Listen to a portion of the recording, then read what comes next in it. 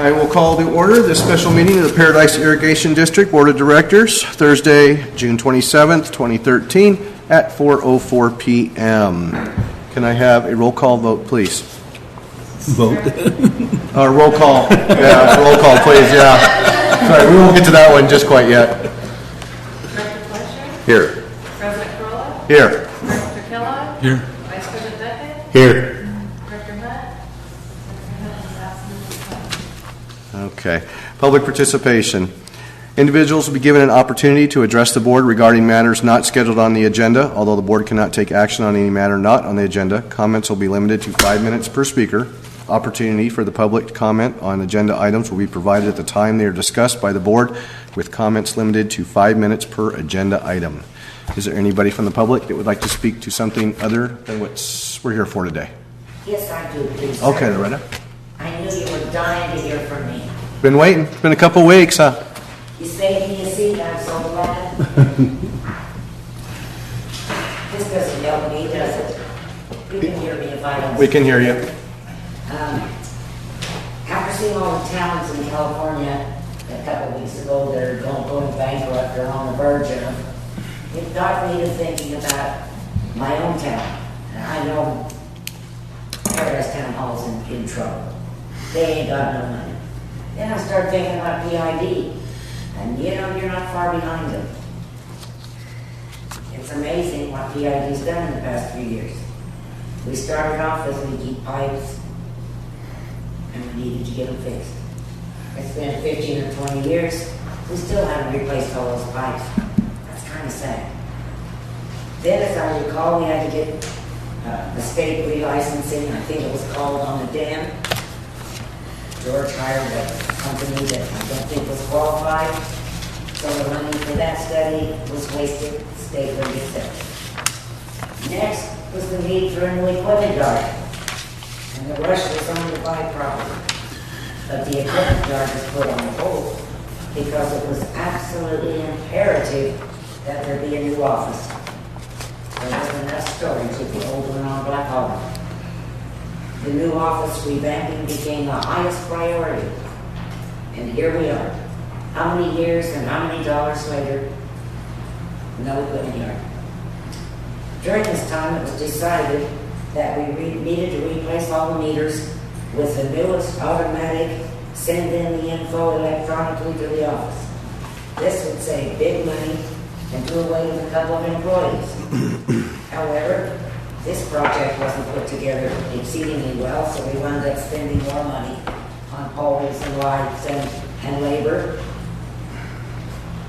And before it was done, we still had leaky pipes.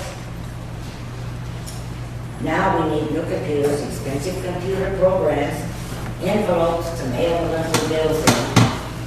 We're paying twice the postage because now you're sending bills every month instead of every 2 months. Cedar Creek's going to put a flyer in each one. That ain't for free. We have the same number of employees. Savings versus costs. How much did you save? Have any of you asked if there was $1 saved by the new meters? Then we need drought control. So board George is off making deals to acquire the Miocene Canal. That would require pumping water thousands of feet, lining the canal, paying a yearly rent to get the water that we could only use in case there was a drought. That didn't amount to much. All the pipes haven't been replaced either. The employees that used to repair and replace pipes have all been used to do landscaping and build the equipment yard that's about 2 years behind. And I've never heard a report on the cost of that equipment yard. Where was there ever a big build this yard and building, and how does that compare to what's been spent? Has anyone asked? Aren't we still paying rent at the old yard? It seems that would have meant we should have a rush to get the equipment yard done. The whole idea behind leaving an equipment yard was to get the equipment under cover. But that isn't what's going to happen. That equipment's still going to be sitting out there in the yard in the weather. Now we're off to the next big dollar item, the water recycling project. That cost has increased from a couple million now up to nearly 8. We still have pipes that need replaced. We still don't have the state licensing or relicensing of the dam. All that's not done. The equipment yard isn't finished. We've done nothing about the existing dam and what impact or repercussions will this recycling project have on that dam? We haven't heard. We've drastically increased all the expenses, especially upper management, payroll, but we haven't improved water quantity or quality. You can recognize a BID employee now, though, because they're the ones running around white hard hats in the middle of the street. We're also going to be getting full-page bills. However, I guess that the amount of our bill will increase substantially, so maybe that full page will be needed. Close. Oh, how long for the old days when we had a little office. A postcard-sized bill every other month, and our biggest problem is leaky pipes. Are you as board members proud of all this? Do any of you ever question the amount of money you're spending and what's really being accomplished? If this was your business and your money, would you have been questioning more things? Thank you, guys. I am concerned. Thank you, Loretta. Appreciate those words. Was there anybody else from the public that wanted to speak about something that was not on the agenda for today? Come on up, Robin. I'm here for something on the agenda. Okay. I was going to say, we got you right up front there. Okay. Tim will share a seat with you back there. Okay. Was there anybody else had something that wasn't on the agenda that they wanted to speak to? No? We're going to go ahead and move into new business, process water recycle project. Manager Barber, will you kind of give us a rundown? Yeah, I would. Thank you. One thing I want to make clear, the first purpose of today's meeting is to talk about additional work for engineering. We're not here to pick a project, decide which one we want to do. We are here hopefully to authorize the contract amendment. Lee and Rose, staff has worked extremely hard. My compliments to them for really getting into this project, figuring out what the issues are, what our exposures are, etc. They've exposed some things that weren't clear in the beginning. And so really what today is about is letting us proceed with finalizing all the issues that we've brainstormed together and coming up with what is the most effective, least cost alternative to proceed. And maybe we can kind of, for the public's benefit, expand. Loretta, you got us thinking. I want you guys to understand this is not a project we just dreamed up and gosh, how can we spend more money? This is being mandated by the... Okay, let me clarify that. Thank you. It's being kind of underhandedly mandated. What the issue is with the treatment plant is all of our processed water, our flush water, our recycled water, currently is pumped up to settling ponds, and the major dirt particles, etc., are settled out, and then the water is returned to the Gully Reservoir. And the Gully Reservoir is considered the waters of the U.S. So for us to do that, we have to have the National Pollution Discharge Elimination System permit. And for as long as we've had those permits, and they expire every 5 years, each 5-year increment, we get more stringent rules, more frequent and increased sampling requirements. And in our last 5-year permit, there was 2 constituents identified by the state. One was dichloromethane, which is a byproduct of chlorine, and the other is aluminum. And they set the limits that we are allowed to return to Magalia at an unachievable level. And they gave us a 5-year interim limit during this permit process to do what we needed to do to meet those limits. And through all of our work to date at this point, it's been recommended the best alternative is to recycle that water. not discharging water. And so that's kind of what's gotten us to this point today. There is options that we've discussed, staff level, staff's discussed it with the board, as far as using ozonation as a pre-chlorination method, and changing our aluminum to an iron-based product for coagulation. Those two options are viable, but they're quite expensive in their own right. It doesn't relieve us of the need to reconstruct the ponds. And the end result is we still have an NPS permit. So the question we always ask is, what's the next constituent we're not going to be able to meet the requirements for? Is there an alternative? There's some risk associated with proceeding that direction, even with a permit. And also, anytime you make that significant of a change in your treatment process, there's some kind of risk of the unknown. Exactly. Does that help? Yeah, I just want to make sure the public understands this is not some outlandish dream we've just come up with, to spend money and find a new way to do a project that doesn't repair pipes, but we just do something that most of the public doesn't perceive as something we need to do. This is something we have to do. It's not a and B question. It's a have to do. We have to conform to this, and we're not going to be able to get out of it, and there's no way around it. So we're trying to find the best, and Lane Rowe is working diligently to find the best route for us to get to that final goal on What there. happens if you have no money? Then we'd still have to do it. If your money can't pay for it, what are they going to do to you? Still have to do it. There's We'll no tell you that there's no choice. rates to pay for it. That's what they're going to do anyway. You'd have to go to the ratepayers. Yeah, It's they're not an option. You can ignore them. That is an option. This board can say, ignore them, George. We're not doing a thing. And then we're exposed to tens of thousands of dollars of fines daily until we fix the problem.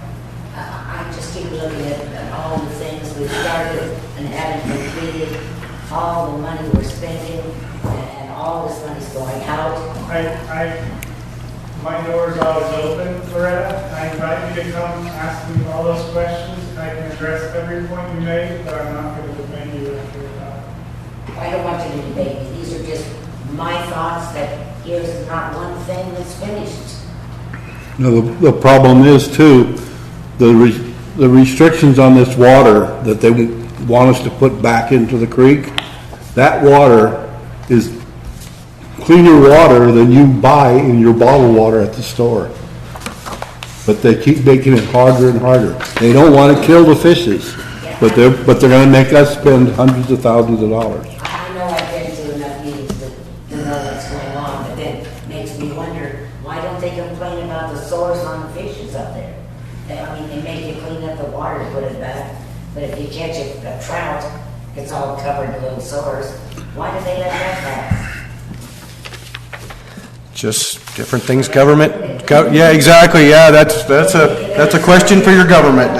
Unfortunately, we're just out there to conform with it, there, Loretta. So anyway, I just I'd like wanted to make make a motion. You'd like to make a motion? Yeah. Already? Okay. I would like to table this engineering contract until we figure out how we're going to pay for it. We have estimated costs that are very rough, raising up to, I think, $6 million. That until we inform all the registered voters in the community of why and ask for feedback from them, because they're the ones that are going to have to pay for it. As best as we can tell, we're going to have a rate increase, besides borrowing money and so forth. And we should be looking at other alternatives also. A friend of mine who was involved with water and treatment and other things. This is all your whole motion? the whole thing. This is your whole motion? Yeah, Okay. because, well, maybe I won't go any, you're right, Larry. I probably said enough. I can say the rest when we You start can make debating a it. discussion, but Yeah. I don't think you want it in your motion. No, thank you. Yeah, I'll take another tablet now. Do I have a second? I second it. Okay. Discussion? Call for the question. Well, I want to say something. we're gonna have debate on this, so. No, you're Or right. discussion. You're discussing, right. I feel that, when's the deadline? 2017? Oh, 15, okay, 15. And I don't think we can afford to stop and wait for it. I'm on the finance committee, we're working on how to pay for it, but the thing is that if we don't do something as soon as possible, that deadline's gonna run out on us. And there are weather restrictions and all that stuff. We can't do some of this work any time of the year, so I think that's something we should all consider. As Loretta pointed out, some of our things that we've started, we haven't finished, but that's the way these projects go. They're not a 5-minute start and finish type thing. They're years and years and years down the line. Replacing 60 miles of steel pipe is years and years and Years we've been working and on it. you're going to have 50 more probably before it's all done. So it's a years and years and years to replace that kind of pipe that we have in the ground. Look how So quickly we built this office. that's a little different. Like I said, you can talk to George about it. I'm just giving you info. These are not speed projects. So, like Larry said, we probably don't have time to wait on this, but I'll let the board decide on that. Could you pass these, take one and pass it out, please? Is there any other comments from any other directors? I have some more when you get them. Okay. Okay. Okay.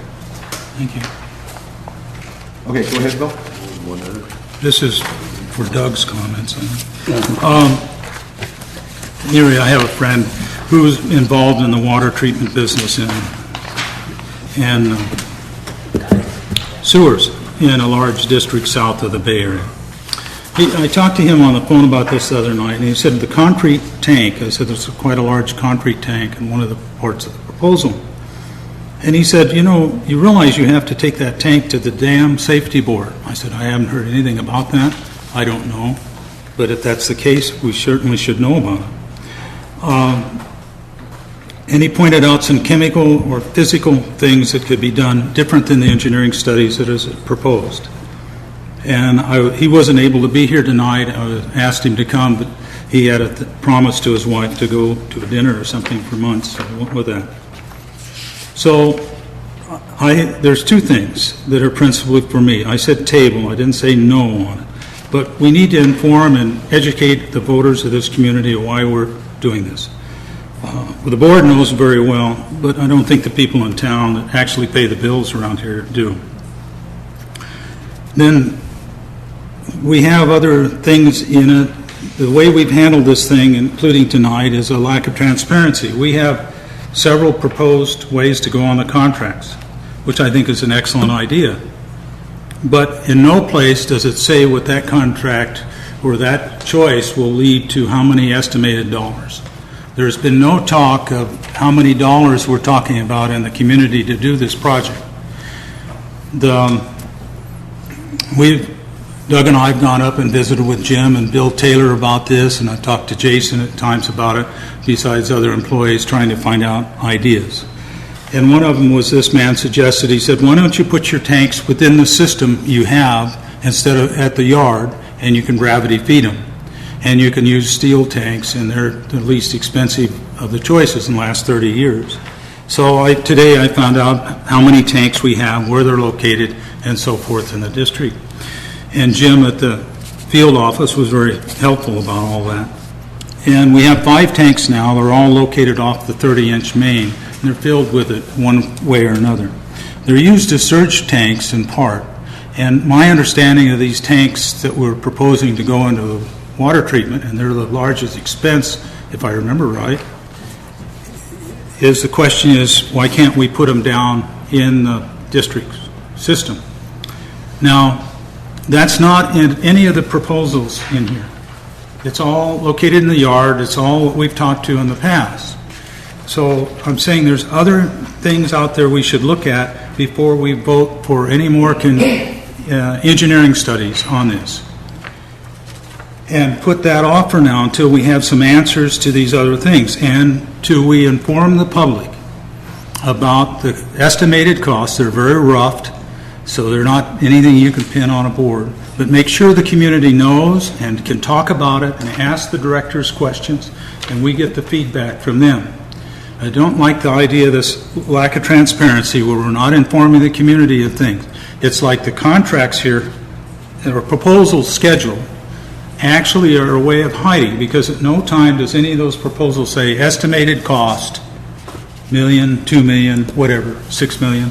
We've gotten them in board meeting, but I don't think the last minutes of the last board, are they ready, Georgiana, to the board minutes from the last meeting?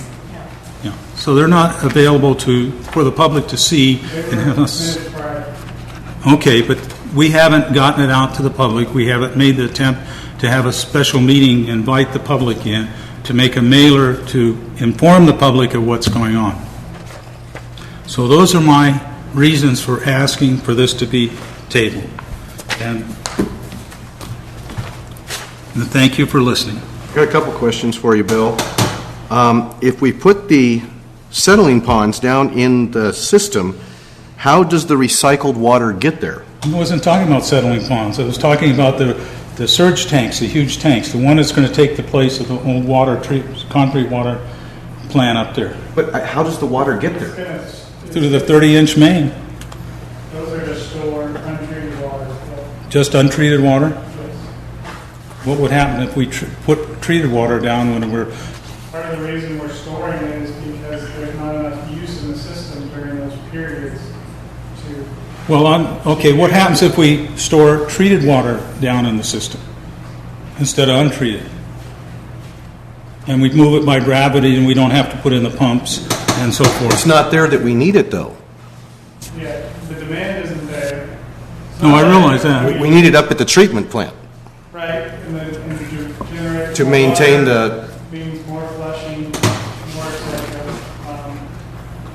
Well, eventually that water has to be treated. If you're not going to dump it into the lake, it's got to go through the system somehow, if it's going to be a closed system. But that's why it's staying up there.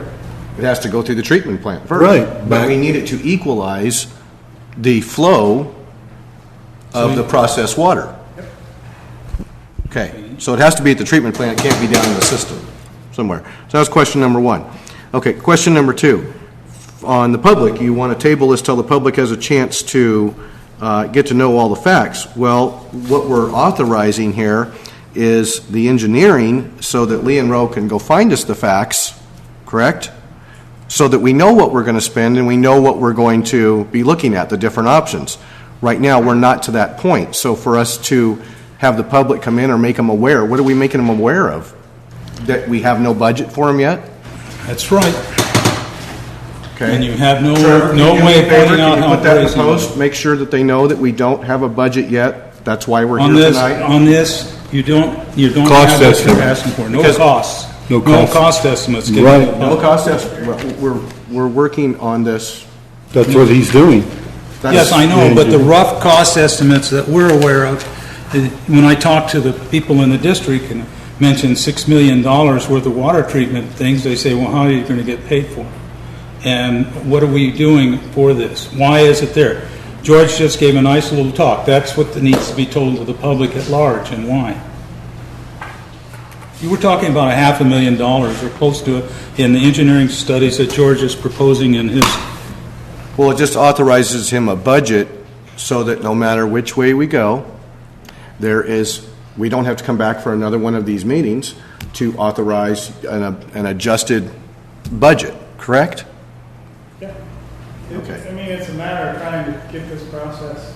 Is the proposal from the employee at the water treatment plant that was supposed to be generated, has that gotten to this? Is it any part of this? Because this is all engineering from one firm. I don't see any proposal in it from staff members. Which one are you talking about? What proposal? Because all of these, and again, I'm going to give tons of credit to staff. The reason we're here today is because of their effort, work, and input. So these ideas are all part of staff's generated ideas.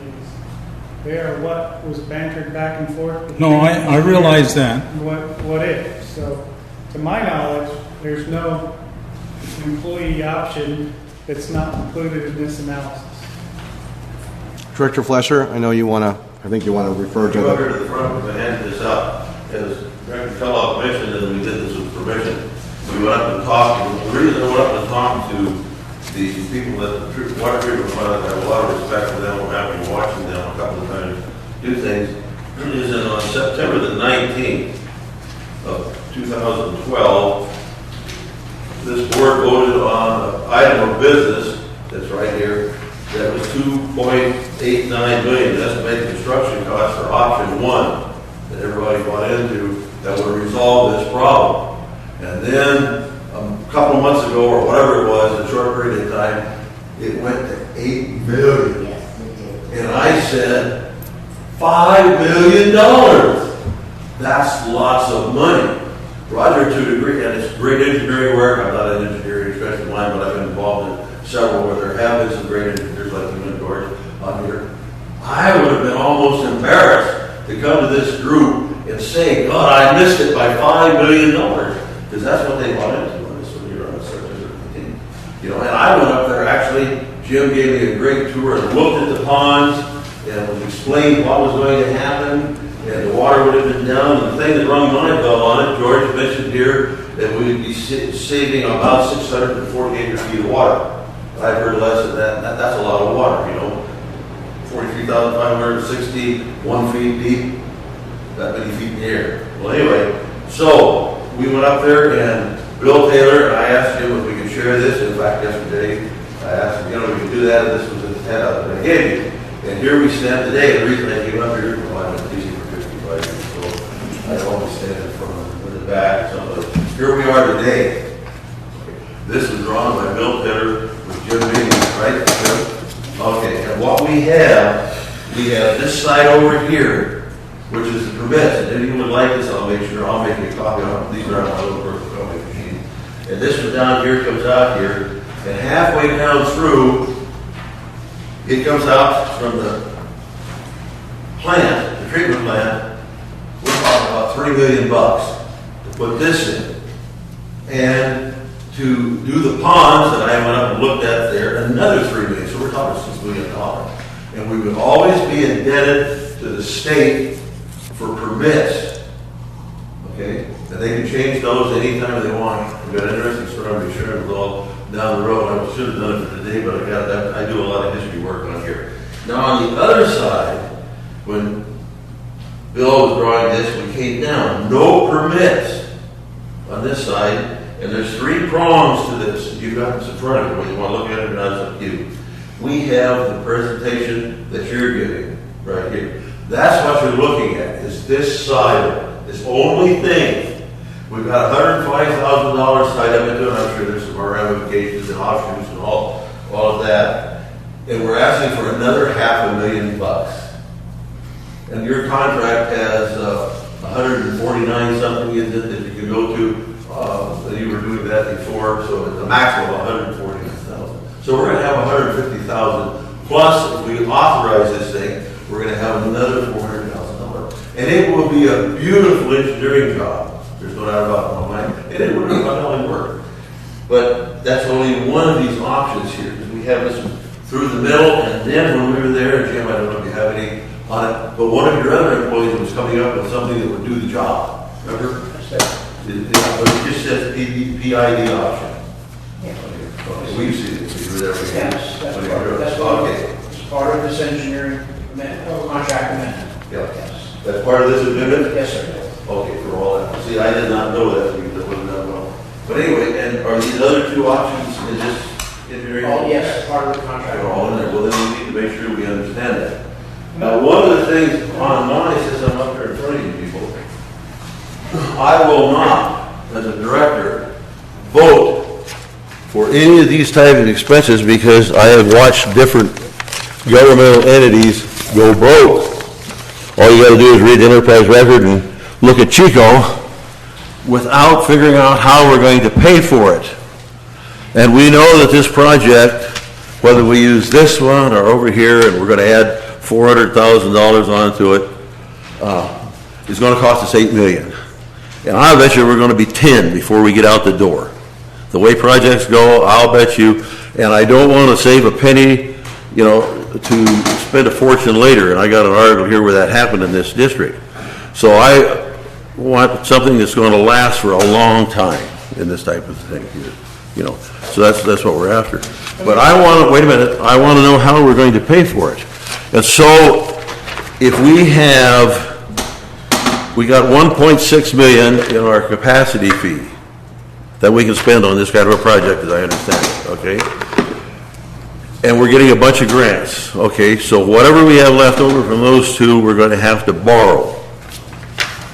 And if we get a low interest rate, and Kevin passed this out on here, I met with Kevin on this, or what? Well, let's just take it down here at the bottom. We borrow $5 million, and it's a 3%. We're going to have to go for a 2.67% rate increase per month. $2.67. Yeah, $2, what did I say? You said percent, it's dollars. Oh, no, $2.67 per month rate increase. So what I would prefer to do, because we know it's going to cost us, I'd say $10 million. Just tell them we're going to be, and we are mandated to build it. We got some great ideas here, and we're looking at, and let's get the money before we commit another $500,000. That's what I say. Can I clarify something? Please. The reason this is $450,000 is I wanted to make sure not only does it help us just kind of keep moving through this process, the other is letting you know that's the engineering cost to design, correct me if I'm wrong, plans, specs, out the door, ready to bid, the most expensive option. So I didn't want to come back with another $50,000 study, $20,000 study, blah, blah, blah. This details out the options and is letting you know what the engineering costs up front for what those options are going to be. Yeah, that's on your iPad. So that's correct, Roger, that's, Yes, that's, we'd be ready to build, or bid, at least. Right, the upper limit number that I saw in the board packet, that was for, yeah, I think we presented the range of options. That's not the have-to-go-to choice, that's just one of the choices. That is correct. That's the most expensive one. That's correct, yes. And who builds? That would be option 3B. Does that have to be- That was option 3B. Okay, so say if we decide to go with option 2B, then your engineering costs would be, I don't know if you have them on top of your head or not, but $432,000 or something like that. Right, yeah, and option 1, which was the least expensive option, that would be the engineering fee associated with option 1. So, you know, as George mentioned, he had asked that we come to the meeting here today with just kind of that full range, just so that, you know, we can see the differences in the level of the project. And you know, some projects are going to be easier to build, some are going to be, you know, there's more robustness, more stuff to it. And Bill, those are your numbers, I mean, that's what he presented you in those options, those are his best guesstimate at this point. No, That's for the that's engineering. the engineering. For the engineering, That's not but the that's- cost that's of the only- the project. But unless That's we- engineering, that's Unless we it. authorize engineering, you're not going to get a cost, correct? You're going to get a cost, yes, but you will get locked into the designs that you choose. You'll be locked into one of the projects. In other words, you turn the maximum one, then in my mind, that's probably the one you're going to buy into. And I'm saying there's other choices here, and I would rather we get the people in the community informed in their input and hopefully their backing, and then pick which one or what do you want to do. Have them have access to this information. Bill, it sounds to me like you don't buy into the representative form of government, where they elect us to take in all of this complex, detailed information, working with committees, working with the chief financial officer, establishing the programs, suggestions about what we have to do to fund it. Have you ever seen this board come to the table with a project that we didn't know how to fund? No, you haven't, Bill. But you don't want to make a decision. You want to have Loretta and the Tea Party and other people vote, make a decision, And then, to quote you, with their backing, you will cast your vote. Have you no strength to evaluate this yourself, which is what they've hired us to do, they've elected us to do, and to evaluate this information, the engineering, the full study, make a decision, know how we're going to fund it, because there's no reason, you don't have to say we're going to approve this project without having the funding. But it's one step after the other, and sometimes it's marching in step, where we go along and we're getting the funding at the same time, working out the program and the plan. We'd still have to go through a Proposition 218 process, and that we would then, based upon the board's votes, approve the project, approve the rate increase. Inform the There's no public. magic to it. There is absolutely, positively going to be a rate increase. Doug suggests that we give you a rate increase today No, I'm saying we figure based out. upon future projects that we know we're going to have to build. We know we're going to have to build a $30 million dam. Should we give you a rate increase today for it? We could do it and start putting this money into a restricted reserve account. There's no problem. Okay. I suggest we get our engineering done so we know. We've already given an estimate. The estimate's $8 million. Okay? That's as good as we can get without going into engineering and actually finite getting down and say, which way are we going to go? Is it going to be this, the most expensive? Is it going to be one in the middle? Is it going to be this one over here? Or as George says, are we going to just stick our head in the sand, say we aren't going to address it, wait for the state to come by and penalize us X amount of thousands of dollars a day, and then say, oh, by golly, I guess we should have been working on this. Well, we are working on it. We need to make a decision to move forward and get our information so we can determine which project is going to solve this problem to the best economic and long-term process that's available for us with the least risk. Least risk, what I mean by that is the state going to come back and ask us to only return absolutely pure water. I don't know. But the point is, we can't get to the decision-making point about a project until we have the engineering, until we know what project makes sense, and that's an analysis. And does it cost a lot of money for an analysis? Holy crap, yes, it sure does. But that's what we're here to authorize today, and if we just table it until you talk to your people and get a vote, they aren't going to be able to have any more information than we have right now. And it's up to us to move forward and get that information. That's my point. I have a little comment about government and agency. I belong to a church that's called a congregational church. And each member of the church gets a vote, and the moderator presides over the meeting because they pay the bills. Each church is independent, so the congregation decides what they spend and don't do. And I've been through meetings where the minister is lost, the administrator is lost, and all once the congregation was informed about what was going on. I've never been afraid of that. I find that it's the best way to work politically is to inform all your constituents of what's going on and trust their judgment, their knowledge, the friends they have, the feelings they have about how the district should be run and so forth. And we have the information here that they can peruse, or we can have meetings to inform them, and if they don't come, that's all right. Hopefully the reporter will report after tonight. Community will be a lot wiser about what we're doing.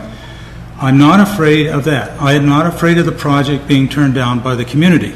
I think they will help us, and the employees can talk to them about it freely, about what choices we have, and we'll talk back and forth. If we do that, we should have a pretty even keel thing when we're done. We should have the community behind us on the situation.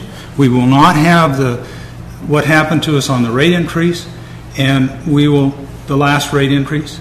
The one before that, which I helped get through, and some of you weren't on the board at the time, we did an example of informing the community and doing it in steps. Some of the things you guys copied when you put the last one in.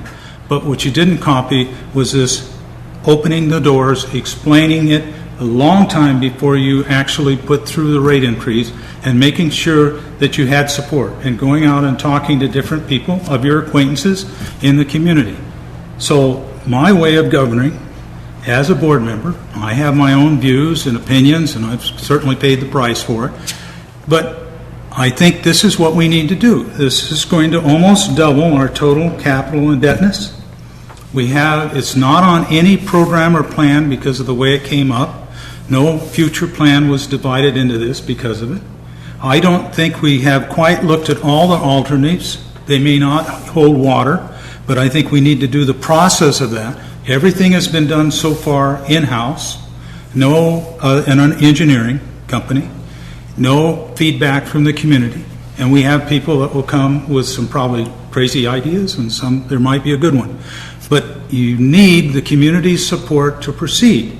Otherwise, we're going to be, as a board, if we followed your instructions, Ken, in a lot of trouble politically in this community. Are you only worried about your political standing, Bill? No, I'm not worried about mine at all. It's quite good right now. It also sounds like you just said that, yes, I was right. You don't want to make a decision. You want to put it up to a vote of the populace. How much will it cost us to put every issue that comes up before this board on a general public election with the county and have that run through? How much would it cost us for a special election, each and every one? Probably $20,000 to $30,000 each time. There you go, Bill. We can do that. Well, I'm glad to hear, Ken, you like to spend money on elections and such fantastic fees and effort on your part to make sure that everybody is represented. That's what you just said. No. I want to take it to the public and ask them and get their opinion. I want to know what we're supposed to take to the public. Right at this point, everything that we have right here Doug can is tell right you. here. Let me interject something. I'd like to ask Jim a question.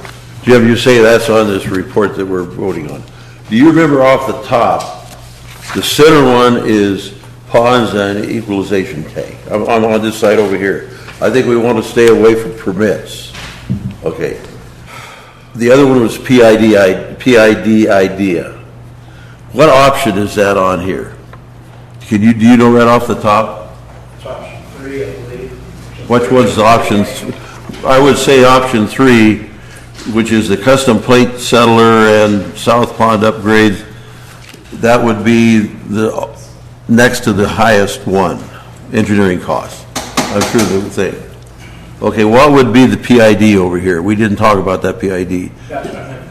That is the PID. Okay, what is the ponds and equalization tank? Okay, that's option 2. 2A in that, it says EQ tank and, okay.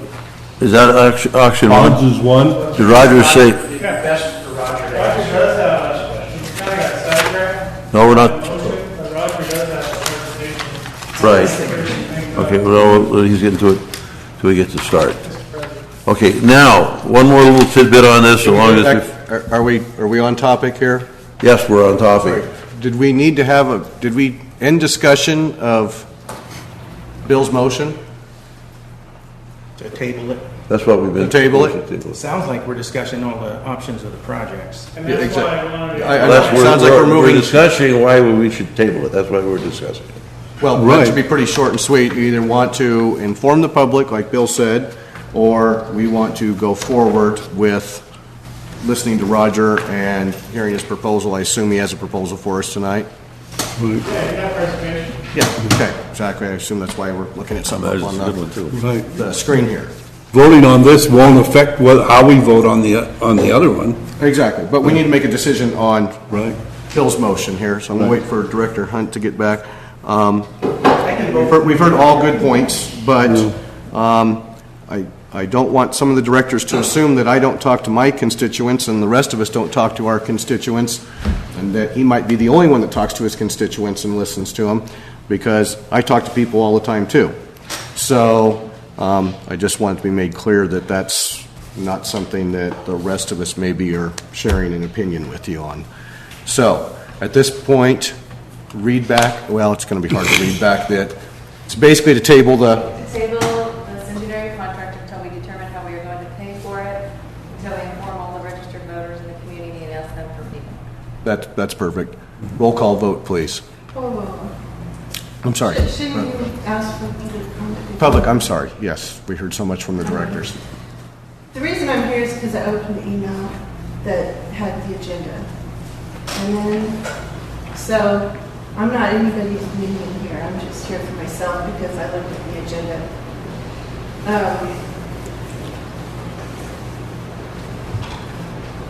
What I saw was that there's going to be close to $500,000 decided on the spec tonight, this afternoon. And that was pretty shocking considering I've never even heard of this project. And then I find out that the project is going to be $3 million. $8 million. And then I go and talk to George Barber this morning, who graciously invited me to talk with him and explain what this project is, because there's nothing in the packet that even explains what the project is. So I have to go back to previous years, which I missed.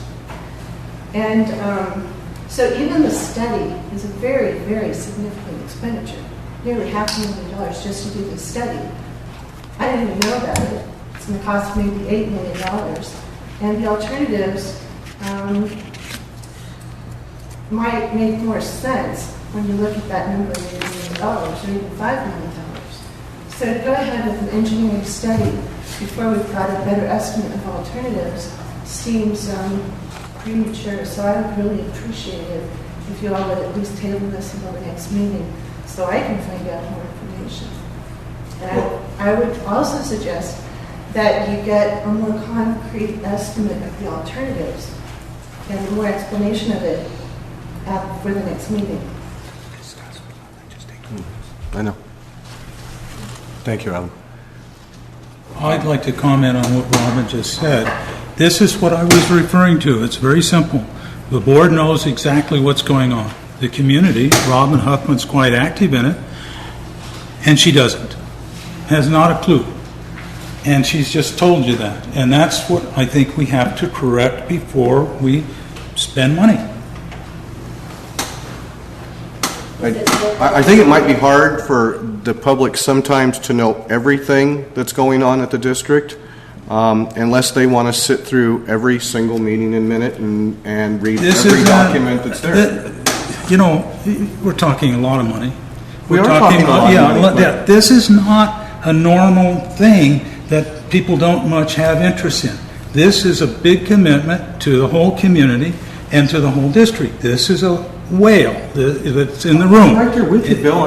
Okay, this is not a little big sweet issue. It's just pocket change. I'm saying. No, okay. But we won't know alternatives, and we have nothing to bring to the public as far as information on what we might possibly, the choices are out there, without spending money on the engineering. There's no way to grasp We those already numbers. have the Unless you information. want to create a dartboard, and we'll sit back and we'll toss some darts at that. Then maybe we'll get a roundabout idea. I beg to differ with you, respectively differ with you, because what we could go to the public with is that the state is mandating that we have this water rewash system, and that it's going to cost us $6 to $10 million, just for ballpark figures. We had an 8 already, and I'll bet you his is going to be $8 million on here, and we need to get that, and so.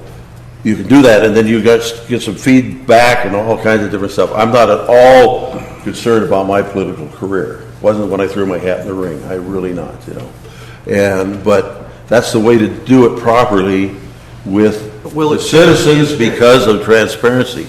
Right there is a very active, knowledgeable, highly intelligent voter. I absolutely agree with you. She's telling you that, you know. Okay. And so we have to listen to that. Now, we can go ahead and do as we damn well please. Well, Chico has done that. And what are they in now? Well, I just want to know, if we do that for the public and we give you the information, then what do we have to do after? I would say... What am I looking for from you? Am I looking for you to say, yeah, we'll spend 6, but 8's too much? If you- We know 8's the project, that's If what you- it's going to if you take. go- What are we waiting, I mean, what are we weighing? I just want to know what I'm You go to weighing. Robert's Rules of Order, if you table something, unless you state indefinitely or whatever it is, it's got to come back the next regular session here. Robert's Rules of Order clearly states that. So what I think Robin is suggesting, and the bill, and I second that motion, is that we have time to look at this, because even as much research as I've done on the thing, and I've done quite a bit before, I didn't know all these different options that I made pictures of were in here, and when I've been talked to ask permission, Jim, if I could share this, because I didn't want, I have no intentions of ever doing anything that will put anyone, citizen or staff member, in jeopardy, or a board member, as far as that is concerned. And I didn't know all that was in the stuff that we're engineering here, but I can understand why we have to have it. So what, and I most likely, right up front, I will vote for the most expensive, up-to-date, long-life system we have, and I'm going to be mailing this to you. I hope you look at it. And Trevor, I'll share this with you. I do research at the Gold Nugget Museum. I'm one of the docents there.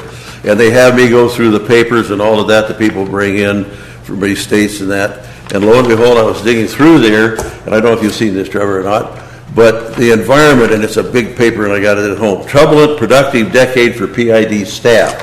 And it's 1979 to 1989. And it most likely is in our history here. But anyway, if it is, it's down here in the line, and it was written by Larry Mitchell. I don't remember him, although I was reading the Post back in that time. And then it talks about a whole bunch of different things on here. Developing a filtration plant was certainly one of the major achievements of PID during the decade. Talking about the decade that he's talking about here, 79 to 89. It wasn't easy to win the approval of the voters to get the plant designated and built, but the job got done, and the plant began operating at the end of 1985. To win voter approval, now this is where boards make mistakes, and I'm not going to criticize the board in 1985 or any other board that I've ever sat on or will be on. To win voter approval with a cheaper project, directors proposed constructing a plant that was only big enough to filter water during colder months when much less water was going through the turbidity part of it. Now that as the decade ends, directors have been told that the state and federal rules are requiring enlarging the plants so that the community drinking water can be filtered at all times. It goes on in there and tells you that. And so what I'm going to call this thing, and I'm mailing out, you can read it or around count, what do you want, food for thought. Well, what do you know, food for thought. And we're going to go back and look at it. So what that basically said was we went to the public, went for a cheap option, and yet we have a plant that we no longer can use up there that just became a big. That's what it's saying, see, so I'm talking about what okay. we're doing, but at least we've got to let them know what's So going on. before we table listening to Roger give his presentation on what we're here for tonight, which is to hear, Roger, do you have some different ideas of options? Is that what you were going to tell us about tonight? I was planning on presenting the options that were in the board packet. So I Okay, think so anything different- we want to table this before we can present the options to the public. I have a... Robin, would you be interested in hearing what Roger has to I say? would love to hear it before you vote. Okay. We Well, that's the way can't. we usually do things here, We so. can't, we're voting whether you're gonna hear him or not. Yeah, No, I and think- we don't have to vote on that budget tonight, that's just the motion, no one has to make the motion. Except, can I say one more thing? I thought it was another job. You Okay, know, What- you what- know what the state is demanding. You're going to have Cedar Creek write you a flyer thing that goes in the monthly bill. Is that correct? That's what I heard. What's what? Why don't you tell them the Cedar Creek flyer right in their bill, what the state is demanding we do? well, Loretta, guess what? I would, right after I hear Roger tell us what that is, because see, I don't even know yet, we gotta hear it from Roger. No, you don't. You already know what the state is telling you that you have to do. Well, yeah, but would you like to have, with this, that first blurb of information, would you like to have some of the ideas that maybe has come up? The public first needs to know, oh shit, it's coming. Here's, And So- that's true, just warn them. If Okay. you go get it. If we go like this at a, once a month, we give you a little blurb of information, the 2015 timeline will come and go, and we'll be paying fines. Here's your chance. Make it this date. Let me- I mean, we can't debate this right now. Let me I'm going to go interject- let me forward with the way interject that... another thing. See, what I'd like to do is I'd like to hear his report. The last time he reported, it was a $5 million discrepancy, and not even vote on it. In fact, I mentioned that earlier in here. Remember, when I first started attending these action... I don't think anybody said anything about voting. Okay, I I just know, would like but- to hear it. You want to table it before we can even hear it. No. That's exactly what you want to do. Wait a minute. I think this should be strictly an informational item, and then it comes up on the next board meeting. I can hear him just fine. Okay, all I- right. That's I just fine wanna with know. me. That's actually my intention. We don't vote on the engineering choices. We get informed, the public gets informed, the editor's here, he can inform through You the want to table this newspaper. meeting, which the No, meeting I want is to for... table voting on the engineering plan until we know we're going to get money to pay for I it. don't believe that was the motion. Table until we pay for it. That was the first part of the motion. The motion was to table this engineering contract until we determine how we're going to pay for it, and until we inform all the registered voters in the community and ask them for feedback. There was nothing about him not giving his presentation to us. If we table it, I'm going home. I've got things to do.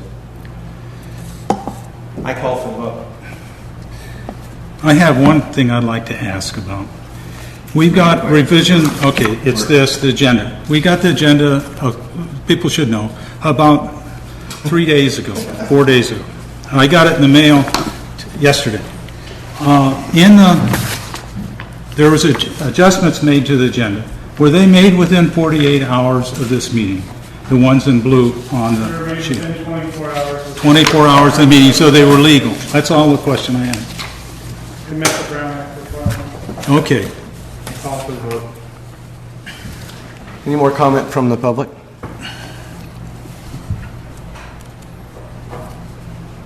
No? Okay. Roll call vote, please. Director Fletcher? Yes, yes. Director Hunt? No. Director Kellogg? Yes. Director Duncan? What did you say? I said yes. Okay, I thought you called a different name. I guess I heard it wrong. I'll say no. President Corolla? No. Passes 3 noes. No, 3-2, yes. Thank you. it fails. Thank you. Thank you. Fails 3-2. After that, it was... That's why we vote. Okay, so at this time, I would like Roger Cohen to please get up and give his presentation so that we know and can inform the public what we are looking at in this project, because I'm dying to know at this point. Thank you, Roger. Great, well, thank you all very much for again taking the time and having me again here to present for follow-up information. I will try and add to the presentation based on the discussion just to make sure that I can provide you with as much information Very good. as you see fit. So, and it's again sort of a status update on where we are. You've seen the slide before. This is just sort of a repeat. I think everybody in the room understands kind of what's driving the project here. So it's we've got mandated water quality requirements for returning the processed water back through the treatment plant, and so that's where that treatment process of that recycled water would take place at the plant. And again, as George mentioned, it's sort of in response to ongoing restrictions and more stringent requirements for the NPDES permit, and so we're looking at alternatives for that. Instead of just charging the water, then we need to retreat the water through the existing treatment plant. Right. Can I interrupt? You sure can. I just want to make sure you agree that the current plant, as it currently exists without improvements, we can't meet the NPDES standards. Well, yeah, I would agree with that statement So there. we need, in other words, the status quo won't work. We need some kind of improvement. From what I understand, yes. I mean, from the data that I've seen, yes, that is correct. And then along the lines of this, I guess not to be overlooked is, this is also, in addition to processing and recycling the wash block and recycling that, there's also the residuals handling aspect of things. And so we're accomplishing an optimization, I think, of dealing with the solids, which, for many plants, that's as big of a problem as a lot of other facilities and a lot of other issues that facilities have. A lot of times the solid becomes one of the bigger issues that they have to deal with. And so what we're accomplishing with this, in addition to the recycling aspect, would be also be improving the solids handling and ultimately hauling that off-site. And again, just to repeat sort of what our initial scope, when Lean Row was selected and based on the original RFP for the project, we were looking at different options than what we're looking at here today. And again, I think it's been through a very active participation on staff and identifying and working with us as the engineers to understand exactly how the treatment facilities operate and what some of their unique needs are for this facility. To really sort of understand that. At the time that the proposal came out and other engineering firms, ourselves included, proposed on it, there's always some information that you can glean from that, but it's a process of understanding that once they're selected to do the work, and then you go in and you start finding out, gee, it wasn't what we expected here once you get going on that. So, but again, we're looking at different options, much more, I'd say fairly simple options here, including this third one, the line basins, with and without on-site thickening. And as has been mentioned here in 2012, then we were initially authorized to move ahead with the option of looking at ponds, where the water would go up to the ponds as before, and then would be returned to the plant. And basically just that. It is a fairly straightforward project. One of the slides I didn't include in here was, again, sort of talking about sort of what some of the discovery was, and I'm happy to answer those sorts of questions again. But really, again, it was through staff's input and kind of reviewing as we went along to then discover that, okay, yeah, gee, it isn't going to work quite as simply as we thought. And again, there's some unique aspects of the plant here, the way it's operated and the way it's been fine-tuned now. So that's where we sort of went off, with staff's consent here to look at different options. And so I presented one option at the meeting, the board meeting here back in May. That was one option that had been devised, and that was the one that's referenced. That was just under $8 million. And after that meeting, we had some additional brainstorming here with staff, and that's where we had come up with these three options, which are presented in the packet that I believe you have. The first option one, was basically stays as close to what our original scope and what our original contract was and what the original authorized project was. That would be to continue to utilize all of the ponds that you have to make the improvements to those. The one addition there would be to look at an additional equalization tank, and really what drove that was, some of the most recent plant operating data indicated that in order to meet one of those requirements that we listed earlier, and that was the rate at which that water is returned to the plant, and that's what the purpose of the equalization is for, is to be able to control that water return rate, that amount of water was going to be bigger than what the ponds themselves would be able to accommodate. And so that's where option one basically stays with the ponds, but then adds that additional storage to that. I mean, the only other alternative related to that would be to make the ponds themselves bigger, but just given the geology up there, given the amount of rock and everything, that would be quite a bit more expensive, I think, than just to build an above-ground steel tank. Option two, which was really the one I'd say closest to what I had presented here to the board back in May, and that was to look at a new equalization tank and then package plate settler unit. And the idea there, that would essentially replace the main function of the ponds. That is to say that you would be separating out the solids from the wash water, from the processed wash water, you'd be separating out the solids there and then treating the water to a point where that water could be recycled and returned to the head of the plant right there. And then the solids themselves, that would be this, additional thickening step, and the solids themselves would still go up to the ponds, but it has to have a place to go. But the ponds now serve a different function. The ponds at that point just serve the function of storing the solids, whereas in option 1, it's the primary treatment process. You're trying to accomplish the water quality improvement as well as the solid storage. So, and option 2 then was broken up essentially into two sub-options, or would be. The first would be, as I mentioned, with 2A would be to stay with the improvements to the ponds, although in this case, we would be going just with the south ponds, and I don't know, is everybody familiar when I speak of the south ponds, what I'm referring to there? So we would be essentially cutting the previous project in half and just doing improvements to some of the ponds. Option 2B would be to look at mechanical dewatering, and that would, in essence, take the place of the ponds in that case. So now the ponds would essentially be taken out of the equation altogether, and we'd be looking at mechanically dewatering, and you can do that through a belt filter press, which basically squeezes the thickened solids, squeezes the remaining water out so that you have a solid material that can be loaded into a truck and then hauled away. You can also, there's other equipment such as a centrifuge, which spins the water and achieves a separation that way. But again, it's a different approach to using ponds to just let gravity and things separate things out that way.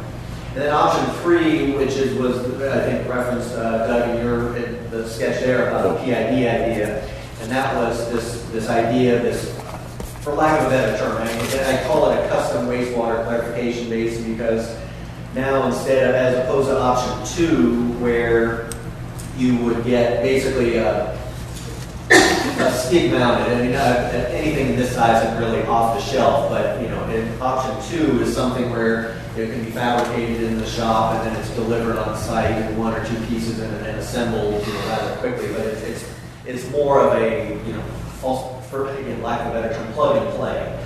You set it on site and then you work with it. The custom unit, and it's custom because of its size, and I've got a schematic here, we'll get to that here in a second, but one of the goals for that would actually be to eliminate the equalization basin altogether, because now it itself would have the capacity to treat all of that water at one time and then use it for flushing water, as opposed to having to mandate or meet that mandated 10% rule. So again, that was one that I think primarily PID staff came up with. I think it's definitely worth looking at here more closely. And again, this one we divided up into a 3A and a 3B, the same sort of difference. One utilizing the ponds for the solids, the other using the mechanical water.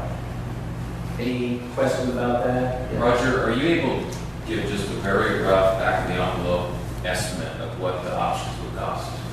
I have some preliminary numbers here, and again, I would say they're rough. I mean, they're kind of based on some rather quick takeoffs that we've done here, just making some, I'll say, gross estimations on the things that really drive projects. The amount of earth that you have to dig out, the amount of concrete you have to pour, but then the next step would be to get into that in a little bit more detail and really sort of flesh out some of those costs. But I do have that in an upcoming slide. Oh, good.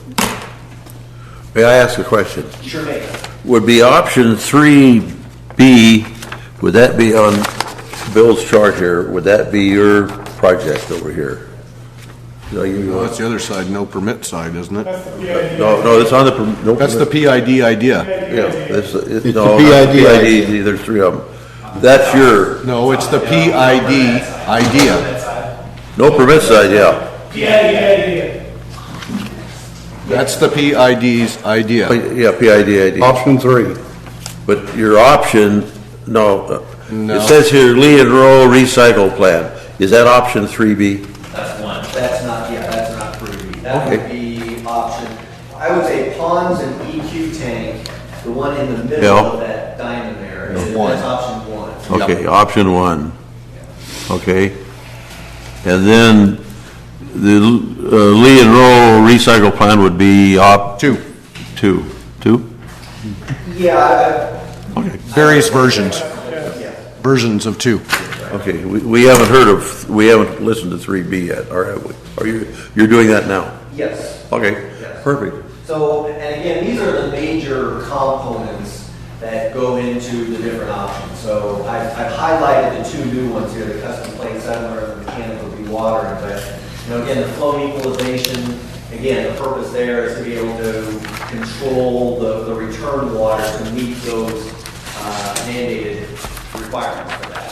The purpose there is, the water quality officials don't want water that is, from this particular source to all come back here and overwhelm the main treatment process. So that's what the purpose of the flow equalization.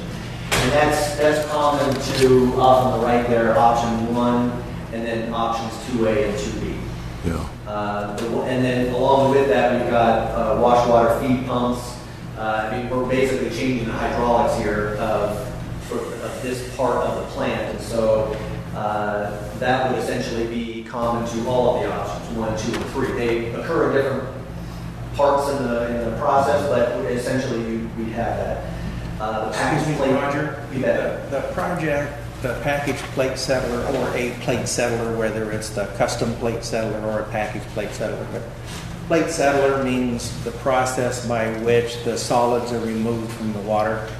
That is correct. And that leaves the water clean to a particular measure. Like in this one, it says less than 2 NTUs, and I don't know what the custom plate settler returns. Would be the same. Yes. The same? Okay. Yeah. Okay.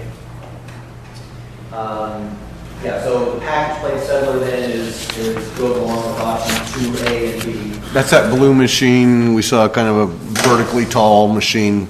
Yes. Okay. I may have a picture. It was back there, a few pictures, but yeah. And then the custom plate settler would be 3A and B. Thickened solids, which are generated because we're dealing with this new thickening process here. We have to have additional pumps to convey that, so that's common to options 2A and B and 3A and B.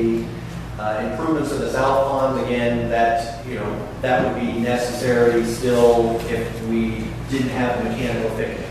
So that's where that would be common to options 1 and 2A and 3A. The mechanical dewatering is 2B and 3. It's a lot of This was a very early on schematic here. This is really what we had in the original approach. And so again, it's fairly simplified, taking the water that's generated from the plant, taking it into both the north ponds and the south ponds, and then returning that flow back to the head of the plant. This is pretty much the one. Well, the difference here being one would add this equalization tank basically at this point here. So the water would flow through here, the solids would drop out and separate, and then you have an additional tank that would be located at this point to be able to control the flow back. So that's what's different. Option 1, Modified. Option 1 is probably closest to what we originally had. But please mention the price on that one and the cost. That was the 2. It's got it on the slide. Yeah, now, this without the EQ tank was the 3.4 million here. Was the estimate that we had in the preliminary design, the original preliminary design. Yeah. And a lot of it, I'd say one of the things, that caused that price to increase from the September 2012 meeting was, subsequent to that meeting, we had our geologists go out on site and dig around in the rock out there. And in addition to that, we discovered, some additional work that had to be done on one of the ponds here to basically stabilize the banks. And so that's what caused that price to go up to our estimate at that point, 3.4. This one here, with the EQ tank, we had estimated just around $6 million, including if we go with the same size EQ tank, which would have been our assumption here to date. Any other questions about this one? And this was at the last presentation here back in May. And so again, a much different process. These are the package plate settler units right there. So as you mentioned there, that's kind of the glue machine right there. Yeah. And so this is a fairly, compact unit here that, again, is intended to separate out the solids. It's doing essentially what the ponds are doing and doing it in a more compact footprint. Accelerated pace, too. Yes. So the residence time, yes, and that may not mean a whole lot to most people, but in essence, you're able to, instead of having a couple of acres of ponds, you can fit something like this in a building or under a canopy, whether it's or something. May I ask a question in there? This might be a little too in-depth at this point, but if you're replacing a couple of acres of ponds with this itty-bitty coffee press over here, it sounds like the coffee press has to stay in operation frequently, like every half hour or something. You're pushing that coffee press, and if we have a breakdown there, do we have a backup coffee press, or do we just shut down filtering water until we get that fixed? What we talked about is having backup key components, because it's not a 24, jump in if I misrepresent what we discussed, but it's not a 24/7 operation of operating that piece of machinery. So It's only when we flush? How many times a day? we guess 6 to 8 hours a day, I think. For generating the flush water, or how this would I think operate? he's talking about the filter press, which may jump into another.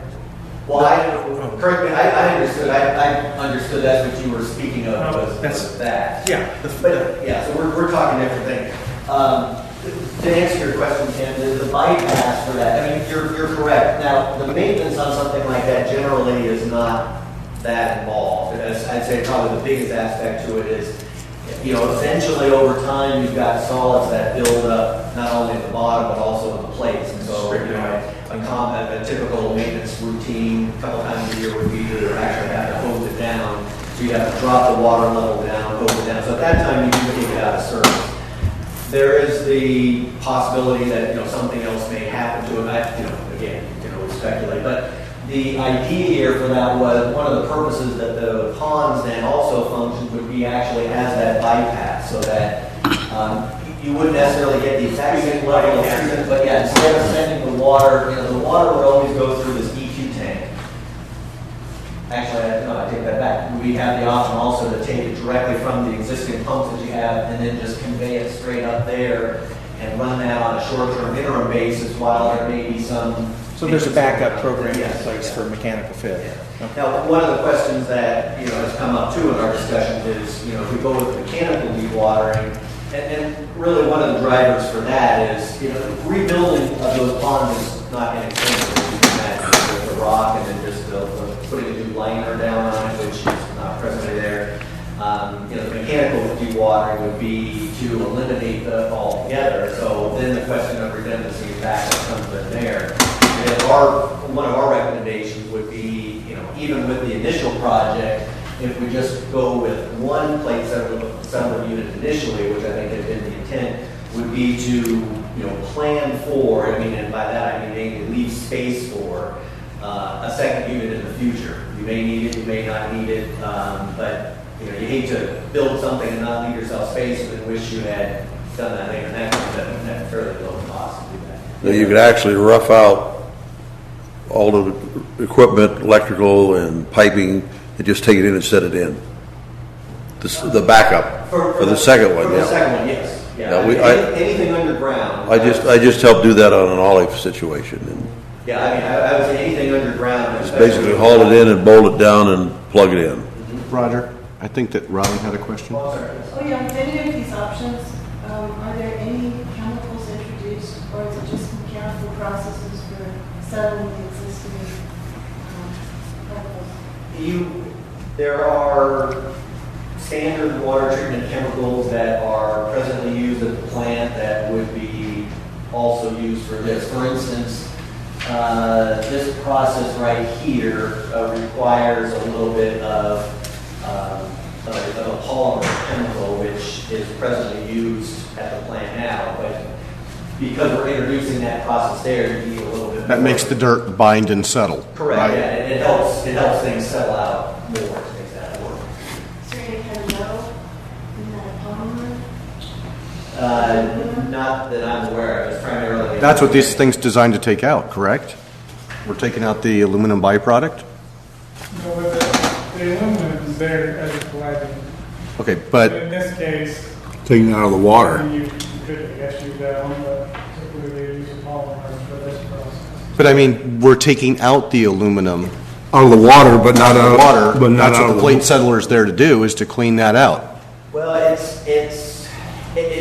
may have some effect on that. I mean, one of the benefits for recycling the water is that the limits, the water quality requirements going into drinking. Because we're not sending it back to the pond. Yeah, it's different from. Yeah. So we're not as concerned about that. I mean, Sorry, we're not yeah. introducing anything that isn't already kept from an aluminum standpoint. We are introducing more of that. Yeah, so again, the difference with option 2B would be, we'd be taking that step out and be replacing it with mechanical dewatering, which would be somewhere located, I mean, and that's, again, something that has to be figured out, is, you know, where all this would fit on site ideally. And that would be, you know, taking that and not having to put it up with it. Now, what you've come up with here, and it's excellent, Roger, I don't want to say anything, but it's outstanding, you're doing a great job, is what we paid $149, or will pay $149, $105 to date for you to do all this. This estimates and this come up and ideas and the brainstorming and all of that. And now, when we are, if we are, whatever, the next step will be to really polish that with all the engineering hookups and all that, right? The $400,000. Our original contract and our original scope. Yeah, the 2011 one. Yes, that was essentially to do this. How did we come up with all this other stuff? Well, and that's. We had to pay for it, didn't we? Your fee. Did we keep increasing the fee? Up to we got 140, right now, as I understand it, we've paid you it's here right in front of us, $105,000. And your company firm can go up to 149 or whatever it is, 150,000, say, something like that, right? Yes. So what will we buy, but what will we be getting for the rest of the $40,000, $50,000, $40,000, $45,000? What? Well, if we stay with, if we go with one of the options here, Yeah. I mean, they're all a different project, all a different scope from what we originally had. The one that is closest, and that's where, and if you'll indulge me, I can get to those fee range numbers. But the option 1 would require the least amount of additional engineering. Option 3, D, I believe, would require, I mean, that is, a much different project, so. And so this is a schematic that Neil had put together, actually, for option 3. And it's really 3A because it has the ponds up here, and again, with the same idea that 3B would be to utilize mechanical dewatering instead of the ponds. And again, the idea here would be to construct a treatment unit that could handle basically the maximum instantaneous flow, which is generated at a rate of, what do you determine, was it 6 MGD or? Okay, so I mean it's a significant flow, but we're talking much larger flow than the equalized flow, that we're sending for a plate settler. You'd have to have a whole bank of plate settlers in order to make something like that work. But so this would be to construct that in, again, what we're calling a custom design, where the equipment is still specified and provided by one of several manufacturers that would be part of a competitive bid process. We have several manufacturers for that, but then it's installed inside of a concrete tank that would be custom, size and everything to meet the flow requirements we have. And so in this case now you've got flows that are returned. Rather than returning to the head of the plant, we're actually, the idea would be to use that for flushing. And so, again, we can use that water differently and not necessarily bound by the 10% rule of that. So, same issue with the solids. I mean, we're still generating solids. We still have to deal with that. But it's a bigger treatment process of that water, and less storage, because you're using it over and over again.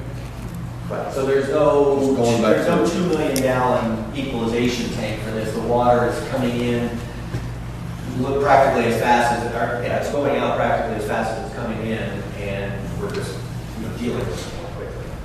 But actually, then some of that would be the 640 plus or minus acre feet would be just going around and going out into the system when it's purified. Yeah, any of these options will have the We'll do that, same yeah, net right. result, yes. Again, I just included this in there just, for, I know you're all familiar with the recycling facility. These are the south ponds that we're speaking of. The north pond were the ones that are off the photo there that, with all of these options, are sort of taken out of play. We're talking primarily these, just, in our estimation, though, that's going to work out the best. And then, you've got a fairly tight plant site there, and so, we're looking at, trying to get, these new facilities for these different options on there. Some of the options include utilizing the area down here, which I think had previously been used for solids dewatering at one time. We're obviously, we've been talking about this circular tank there, which is no longer in use, and so we're talking about utilizing that space there for one of these steps, as well as some of the land here. But trying to consolidate that within the plant site instead of having to do that operation on the other side of the road and send staff off-site and such. So these were the costs that I mentioned here. At our last meeting, the number that we had that we were presenting was about $7.8 million. One of the things that we eliminated here in the decision making to get to the three options was the previous option had included constructing a second wash water tank next to the existing one, and that certainly accomplishes some goals here, just based on where it's located and physically what would be required, and that was also not an inexpensive project to undertake. So the latest ranges and options here we're looking at are again $6.15 to $7.25 million. These are again preliminary estimates, and we've got contingencies built into our numbers just to try and make sure we capture that, and we don't. If there are some unanticipated items that come along, that we have a contingency in there to hopefully cover that. The custom plate settler, that's the PID option? That is the EID option, that's correct, yeah. Yeah, it's the last one on the sheet. 5.5 mil. 5.5 mil. Now, that's the one, that's the total cost for that? That is for that element. So you're either looking at reconstructing, along with this, you're either looking at reconstructing the ponds, or you're looking at mechanical dewatering. So this, you would add either one of those two numbers, 1.75 to the 1. So we're going to be around $7.25 million one way or another. Yeah, the lowest cost option would be basically these two right here. If we go with the original project and then look at an equalization tank to that, I think that's the one that gets us at the 6.15 million. That would be option one. Currently, the most efficient and long-term, as far as we can see from right here, to meet demands and maybe upcoming demands from the state, is going to be one of the plate settlers. Yeah. The 2A or 2B choice. Right, and we're happy to go through that again here. It's expandable. We talked at the last meeting, options 2 and now options 3, and with that 2A, 2B, 3A, 3B, does provide more operational flexibility. It's a more robust treatment. It does, it's going to be more consistent in terms of meeting those. So the 3A and 3B are PID, what the guys have come up with, plus your engineering skills. They're the options you think might be the most effective over time? Yes, the 2A and B and 3A and B operationally, I think, will fit better with the current plant operations, and just I'd say it'll be a little bit more seamless and long-term, and also, be a good long-term viable option for people. At this particular point, and maybe this is what Doug was wanting to know, would you be able to tell us what the additional engineering cost will be for the option 1, and then the option 2A and 2B, and the option 3A and 3B? Is that what this is? That's right, I think right here. I think that's what you were. That's what this is here. Back, I Yeah. think. Yeah. Ken? What? Let me just cover this real quick, and I'll get to the other one, which has all the numbers. But the additional scope that we discussed with George and with staff, it basically boils down to two main tasks. The first would be the preliminary evaluation would be to look at these options in greater detail. We've already spent some amount of time looking at them. We would continue to fine tune them, and now that we've kind of distilled it down to these 3 options, we really focus on these and evaluate them both from a costing standpoint, also from an operations standpoint, and then come up with a recommended solution for that. So we have this preliminary design. We also have some additional field work from our geotechnical stuff to go out and look at where the areas on site here that we would possibly be looking at these new facilities. So far, the work that we've done was all up at the pond area, since that's where the work has been conducted before. So that was this $113,000 for that work, again, including the field work. And so that's, I'll say a fixed cost, because it's a well-defined cost. I mean, we know here's what we're going to look at, here's what we're going to evaluate, here's what we're going to come up with. Task 2, obviously, is the final design, and that's the one that has the range, and it varies by whichever the option was. I'm sorry, I just realized you had a question. I apologize. In these final figures, have you considered the trees, the trees that are protected up there by those ponds? Have you, in light of the knowledge, did you know about those 4 I mentioned? I would say, we would have to look at that here more closely. Okay, so would you imagine that those trees and the fact that there's serpentine there with asbestos in it, would you imagine that would drive the price up? Well, we certainly accounted for the serpentine element to that. I mean, that's gone into, that's also helped on I should say, led to some of the earlier increases in the site work for some of the earlier estimates that we had. We would have to look into the issue of the trees here in terms of, and I would think part of that depends on, where the new facilities are going to be located. If we're constructing them in areas where there are already facilities or there's nothing there, then the impact of that may be minimal to none. So that's something that will have to be looked at here more closely. So for the task 2, for the final design, that's where we've got this wide range, 85,000 plus the 362,000 for the final design. And so the upper limit, which again was the number that was the upper limit number that I think was presented here, was the sum of the task 1 and the highest task 2. Understanding that if the alternative, if the selected option is not option 3B or the most expensive one, then we would adjust our engineering effort here to match that effort. So this is these are slightly different numbers, and I put these together as what I called engineering fee metrics, because obviously, we're talking a lot of money, we understand that, and so I think it helps, to understand kind of the way, from the engineering standpoint, a lot of the questions that we get and sort of the way that we look at things. But maybe before I leave your question, Seth, the estimates for the different design options are presented in that table on the last page which has all of the different breakdowns. So that does have the amended engineering effort, which ranged from the 85,000 again to the 362. I just want to write some estimated totals next to the sides of those. Okay. So I know we got 6 on the one on the first one in there, so.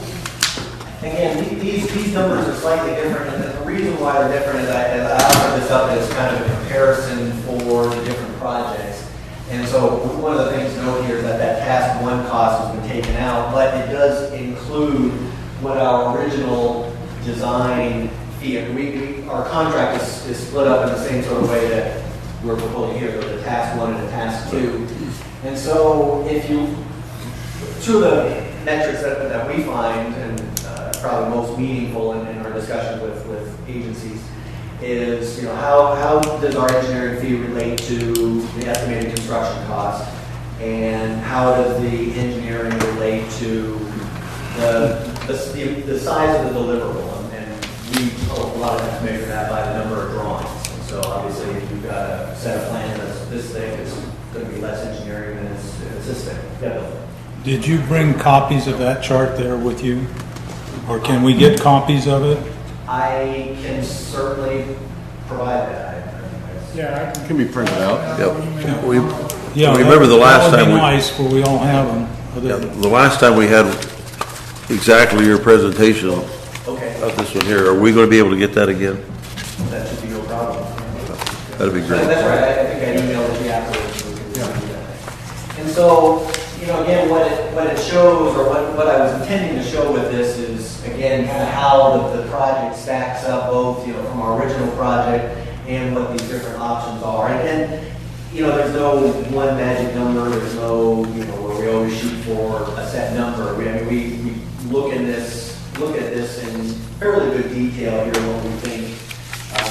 We do a detailed sheet count for each of these, where we say, okay, if it was project 3A or 3B, we're going to have a building, and we're going to have this many drawings for the building. We're going to have probably an architectural drawing for this, but we're going to have more structural. One of the things I know that was mentioned that perhaps we had was about tanks, and about steel tanks versus concrete tanks. And there's a difference in the engineering for that. There's also a difference in the initial capital cost. There's also a difference in the maintenance cost for that. And those are all the trade-offs that we look at here when we come up with that sort of a recommendation. Generally, designing something out of concrete, there's more of a structural effort for that, and so that's going to be more engineering than a steel tank, where the manufacturers actually do a lot of the engineering for you. You just have to specify, I want it this big, I want it to hold this many gallons, and they kind of do the rest. So, but what it shows is that there isn't that much variability in terms of both the engineering effort, both when you look at it in terms of percent of construction or engineering cost of the drawing, and sometimes they flip flop. For instance, 2B and 3B with mechanical dewatering is a higher percentage of cost, mainly because its construction cost is a little bit lower. So you look at that and you think, well, gee, that seems a little bit higher. But when you look at the cost per sheet, because we're generating more sheets to do that, that metric for that actually shows it being slightly less. But they're all fairly close, and again, a lot of it's dictated both by the estimated construction cost and then the effort to do it. This is actually for George. Can we get this on the internet, our internet page, and tell the public that we have this for them to look at? Sure. That will help with a great deal. Thank you. George, I have a question for you also, if I may. I didn't cut you off, did I? No. It sounds like, unless we're willing to spend $1,276,000 in just engineering fees, before he gets too much further down the road, the board is going to have to come back here and select which of the options, 1, 2A, 2B, 3A, 3B, we want him to proceed with. Is that correct? Yes. Okay. And what type of additional information is going to be presented to the board before we make that determination? A more fine-tuned cost analysis and a more fine-tuned operational analysis of which option we think will operate best. And longest and least cost. And if I make a suggestion to go back one side, Roger, one action you can take tonight is authorizing a contract amendment to obtain task one. To do what to task? Do task one for $114,000. Which doesn't include the final set of plans. Yeah, it's not final design on anything, but it's gonna fine give us all our numbers. all our options, you know, a better comparison to actually achieve which one we're going for. That's okay. That $113,000 is not part of your $149,000 contract. That's correct. That's an amendment to it. That would be an amendment to it. So what we would be doing is amending to pay you an additional $113,000 to fine tune or what? Well, that takes us to our next step. Preliminary I mean, design. there's surveying for these additional options. Oh, okay. So actually, out of that $113,000, you'd have surveyors up there surveying and run and grade and all of the other stuff necessary for contractor. Yes. For you to do the engineering, so a contractor could come in and do it. I think the long and short of it is we're going to be able to tell which one of the projects with the additional 113,000, we'll be able to tell which one of the projects probably best suits us budget-wise, academically, be able to put on the ground, I mean, just be able to build it. You know, there's a lot of problems that I see with the ponds where mechanical dewatering just seems smarter. Get away from those ponds and let them be for the rest of all time.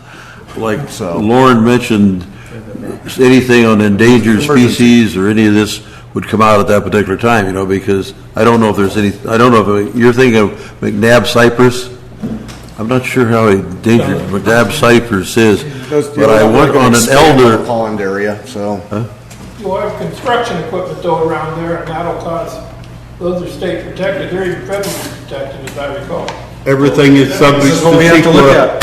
Let me remind you. Got sequence. Yeah, secret problem. got secret problem. Yeah. This one takes care of it all. Okay. So Ken, that's another opportunity that the board has to review this project. Is the CEQA. Process. See, that's why it's gonna take a long time. Thanks, Dustin.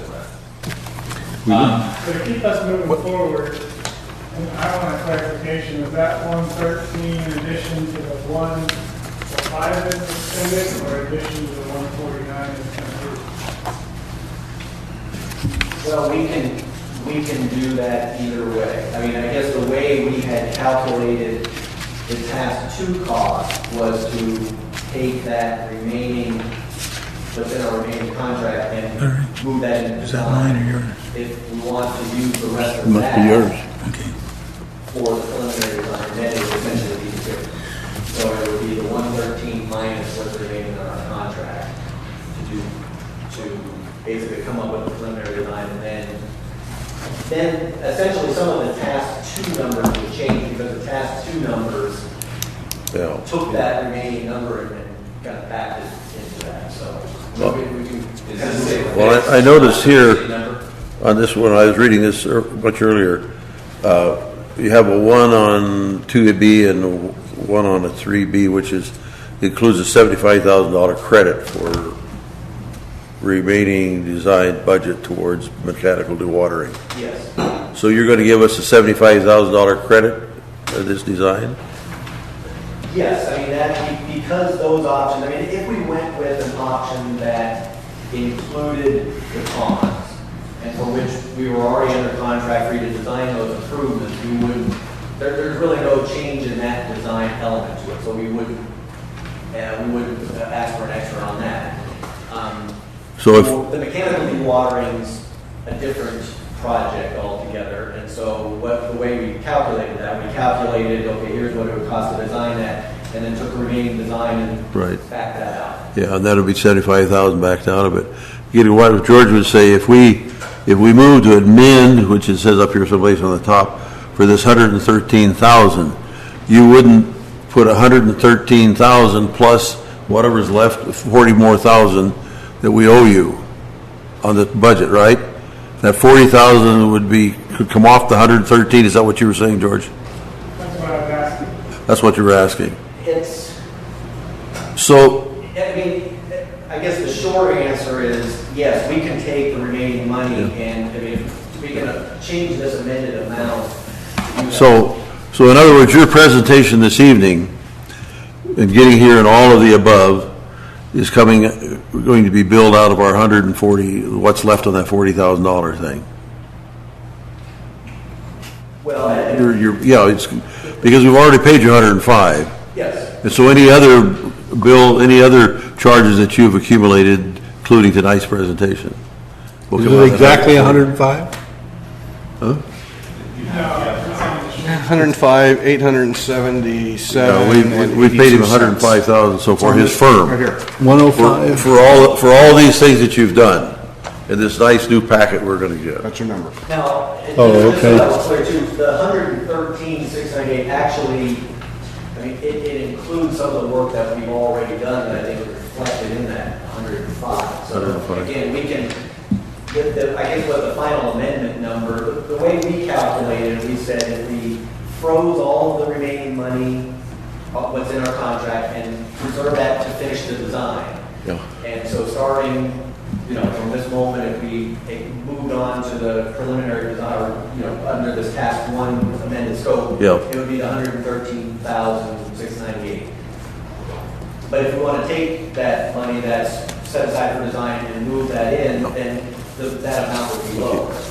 Well, with this preliminary design, and I think George Wanna make the motion said that then? pretty well. Yeah, I guess so. What you're gonna come up with would be some facts and figures and design that would help us decide as the staff which one would be the best for us to take. I pointed you as staff too, George. That is correct. Yeah. Closer to the goal. Yes. Um, And keep moving forward. We might get inside the 20-yard line before the end of 2013. That's Robert. I would like some explanation. One of the people in the audience said it started at 2.2 and now it's at 8 to 10 million. Now, where did that information come from? I think that was Doug said that. That was done. Yeah, that Was it Doug saying it? That was Doug saying. September 19th, Anybody in the audience? Those you are some of the voted for numbers spit out. 2.89 million. Yeah. Right here. I was out there in the audience. And when we took a break, I charged over and said, how in the hell are we going to pay for it? And you said, we're going to go for a rate increase. Not me. Yeah, you guys. I've never both. said that. Well, anyway, whatever. That could have been me. That could have been Ken. Maybe it was Ken. Doesn't matter who it But was. anyway, the fact that's still where it remains. came from. And then the next time we heard that, Larry, it was 8 million, right out of his mouth. See? And there was no explanation why it went from 2.89. Well, that's- And everybody, including Jim and people that had bought in, George, had bought into option one for $2.89 million construction. Well, I think And I went right up there the next week, and Jim gave me a phenomenal tour, and we looked at what they were going to be doing for the 2.89.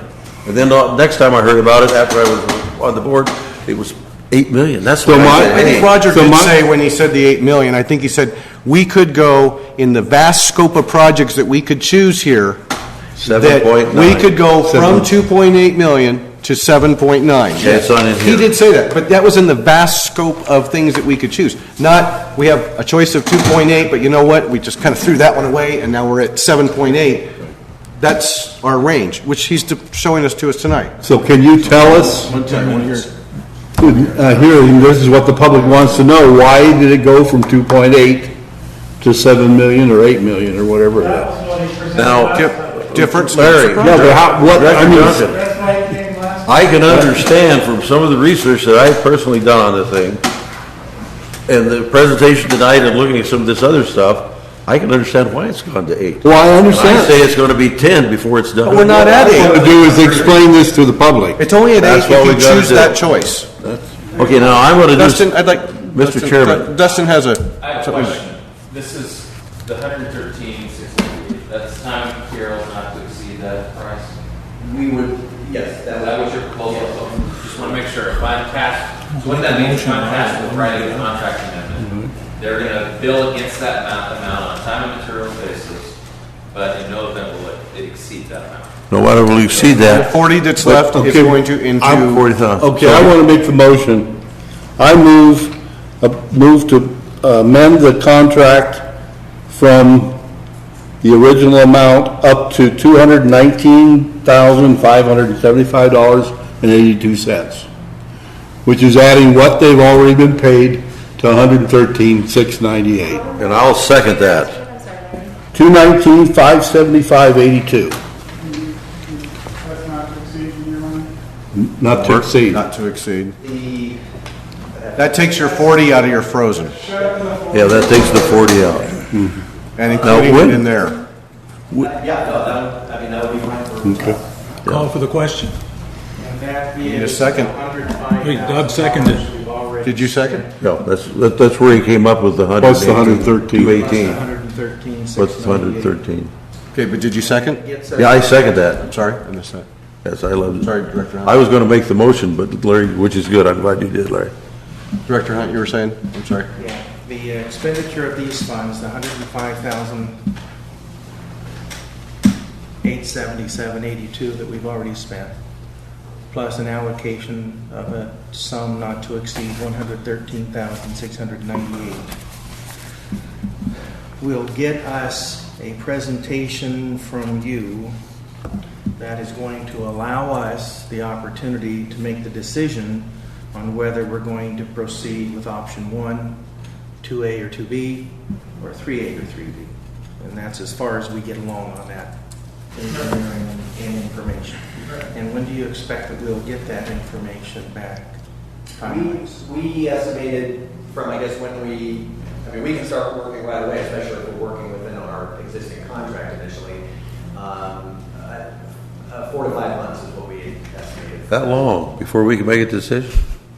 Well, that gives us time to figure out where to get the money. And we can do that easy. And educate the public. This, That's what Well, you we're were on gonna the be same doing. committee, so So we decision can be tonight. involved. Oh, really, I can take this right now and talk, in fact, I'm talking to some of them here right now, and say that the state is mandating that we do this wastewater deal, or what we would call it, and it's going to cost us someplace between 6.1 and I got those figures. 6 million to 6.1 million or whatever it was to 7.2. 8 million. And I'm going to tell people $6 to $10 million could be the problem. You know, and we can start selling that right now. And additionally, are you going to advise? Is there any more comment from the public? Pay for that? Yes. Thank you, Robin. There's 3 ways we can do that. Doug, actually, I've got comment from Robin. Oh, no. There's 3 ways that we can do that, and I've got this information from Kevin and George. The first way, we got 10,500 meters, and you heard me say this before. Doug, A rate increase. has nothing to do with the No, motion. it's the rate increase. I know, but I know, but it's not That's anything to do not with what the we're going to motion. decide tonight. I realize. We're not, that's not on the Public agenda. will find out how we're going to do I this at a stand later date. corrected. Okay, yeah, it's not on the agenda. I stand corrected. Well, I just have a few questions. There may be a little outside the box or comments, but one is about water quality. We think we have very good water quality here. And I don't think anything you do would make the water quality not acceptable to the government. They do change their regulations from time to time, and usually it's more stringent, so we don't want to do too much as they find out how chemicals affect us.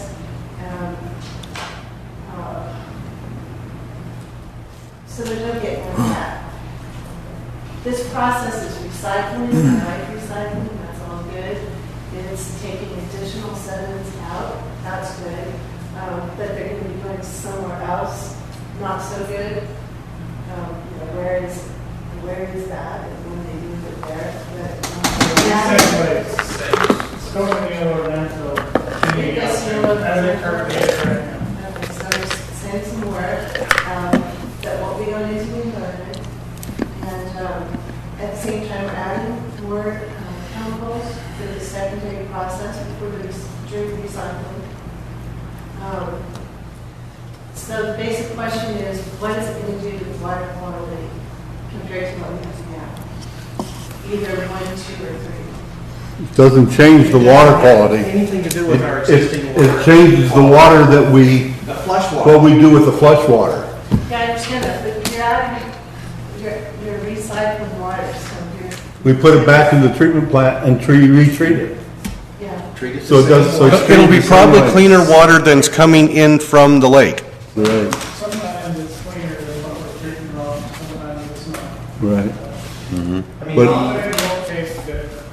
I'll say the standard answer is, and that's part of what makes all of this expensive is that we're treating it to meet a certain People don't standard. So, understand you know, No, whatever no, options that's are- And you can't explain it to them. No, that's You why we can't. gotta educate. No, you But can't the explain it to federal them. state Yes. standards allow for Our jobs is here depend on us getting educated. And like Larry said, in most cases, that's better than most bottled water that's out there. So my question is, what does it do to our water quality compared to what we have right now? None. No change. I would say minimal, if any change. Minimal in which direction? That question will be addressed in the secret process. It's not going to hire our water quality. Hey, Robin, there's a man right behind you who runs the water treatment plant, and he's an expert. And he's now wishing I hadn't come to the meeting. But he can answer your question. Well, I can share with you the numbers we have, not off the top of my head at this moment, but the amounts we're discharging are very low. Okay, in terms of the THM, like Roger said, it's an insignificant impact back into our drinking water. THM? Okay, THM is the dichlorobromomethane, and the aluminum, which we have none in our raw water, that'll be a very small amount we'll be getting into our drinking water. The limit is 1,000. It's very low. I don't want to talk a lot about it. Roger's not far off by saying it's insignificant. It's small impact. I can get those numbers in a very simple table for you at my office. We have those readily Why available. would Their it numbers change are that? actually in all of the grants If it's gonna go back through the that we're treatment applying for plant, right now. why would it change Those at all? figures are included. May I ask Robin a You question? ask Jim. My other question is about, I've got my answer. the row coming after the other alternatives we can briefly consider, two-year processes, disinfection with UV and ozonation. Was your company in on that discussion? And is it qualified to give estimates on such processes? We were informed of some of the earlier analyses that I think staff had done to look at that. And I think it was through, I guess, this revised scope here was just a focus on the three alternatives, which didn't include Because that. when you come back, I'm going to be here, and I'm going to be asking about ozonation and not using aluminum. So those are the kinds of things that I like to have a process, just so you know. Well, I don't think that's in the scope of what we're asking for. Not the engineer. Right, but after you spend $200,000, I'll still be back asking that question, so. Fair question. I think we already did some early evaluation of those. Okay. So you have some numbers from George on the early evaluations of what those would cost. And so we can compare that with what it's about. Good, okay, good. Can I ask Robin a question? Sure, Robin, one. have you taken the opportunity to go on the tour that George, you have, and you went through I did this last year because of running for office, and I can still remember, it was excellent, and the water treatment plant was just highlighted, and, Robin's been with us for a while here and before I was here, so. yeah, good. I'd like to do it again, it's fun. It's fall. Coming We up want a every bus year. load. Yes, if I have a question. Linda, go I ahead. just like to clarify the aluminum to iron-based product you talked about, correct? That the aluminum was going to be kind of eliminated, right, from water and then into an iron product or iron-based product? Well, that's one of the other alternatives that I think was referenced, and we were aware that, staff has looked at that here initially. We haven't looked at that in any great detail, and our scope here wasn't to look at that in any more detail than that. But yeah, no, I'm aware that that's been looked at here by staff earlier. I'm sure Roger's going to have a very comprehensive analysis of the different choices for us at that time when he comes back in 4 to 5 months. So, did you have one more question? I have a question. Yeah. George, can you tell us where we're at in our NPDES permit cycle? One of the objectives indicated that you're trying to eliminate that permit renewal by 2015. Does that mean we're 3 years into this 5-year cycle? Yes. Or so are we 3 years into knowing we have this problem, or are we 2 years away from understanding that we'll be having a problem? We are, A good question. go back, Yeah. when the permit was renewed, I was the one that figured out we had a problem. And brought that to the board, and that's what started the process. And Roger's been with us a year and a half. So we're 2 years. Almost 2, we've been dealing with this. And we never banked on it, but we're told if we're making a very significant effort, like going to construction, then there's potential opportunities for a short-term extension of that until our improvements are completed.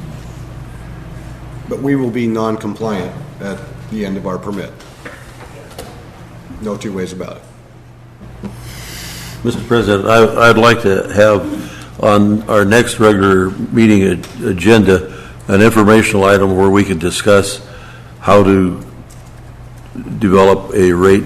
Doug, Finance committee. we're still on a motion. Oh, okay, good. Well, I've been waiting to vote. I got it written down here. Ready? Yes, for a Okay. long time. Roll call. I have one more. Oh, okay, I'm sorry. Council asked of Lee and Rowe whether or not our plant could be fixed to meet NPDES requirements. Is that, it seems like, I'm hoping somebody else has made that estimation other than Lee and Rowe, who's in position to gain from a decision we hear about. I think he was asking them to confirm what staff was already. So you, George, had indicated that we're out of compliance, or we're soon out of compliance, and your staff has looked at the plant and identified that there's just no way we can meet. A couple of things really quick. The ponds will have to be reconstructed regardless, so that's whatever that cost was. And the other alternatives we talked about and looked at was ozone, and then changing from an alum product to an iron product. Or And UV. or UV. UV was evaluated also. Very expensive. One of the big things, it's a big expense, but you still have a permit. And that leaves you with what's the next thing you're going to have to try and. Plus, we're gaining 640 acre feet by recycling the water, Yeah. which in my mind is substantial. I mean, that's, It's 1/10 of our, close to our normal use, your normal yearly use. That's very it's substantial. a drought supply project in and of itself, really. It really is, isn't it? That's when I put them all years. It's like adding another tank. Anybody else? Last chance. Any comments? Georgiana, roll call vote, please. Yes. Director Hunt? Yes. Director Kellogg? Yes. Director Duncan? Yes. President Crowell? Yes. Passes 5-0. Okay, we look forward to Roger coming back here in 4 to 5 months when he's got this. If you need to talk to us before then, feel free. Roger, there's a $9 error in that. There is, from what we saw in Presentation. here to there, I saw that too, yeah. 78 to 87, yes. Yeah. Should be 78. I wasn't done. I'm just telling Roger thank you at this point. And I just want to thank all of you for your continued support and trust in us, and we look forward to continuing to work and all you forward. So thank you very much. Thank you again. Okay, that will conclude our new business, and we are going to go on to director's comments. I'm going to start with Director Duncan. I think one thing I learned today was that the public doesn't understand at all what we're doing. And I don't know how to tell them. because the things we were told that we've done wrong, I think are great accomplishments. Director Kellogg? I think if we work at it, we'll get the public to the point where they understand what we're about and what the advantages are and disadvantages, and get them to the point where they'll probably be able to vote for a increase in water rates. When we've got 4 or 5 months to do it, so we're going to have to work hard, and unfortunately, Ken and I are going to have to work on the same committee to get it done, Ken. That's unfortunate. Thank you, Director Kellogg. Director Hunt? I have no comment. Thank you, Director Hunt. Director Flesher? I have two. One is, and I got ahead of the cart, wait for the vote to come in. I would like to have on the next month's regular meeting agenda an informational item where we can discuss how we go about a rate adjustment, because I've never done that before. Okay. Yeah. So that was just for our educational interest, because, and I think it would be good. And the second thing, even though we had some other happenings, I think we had a very productive meeting. Thank you, Director Flesher.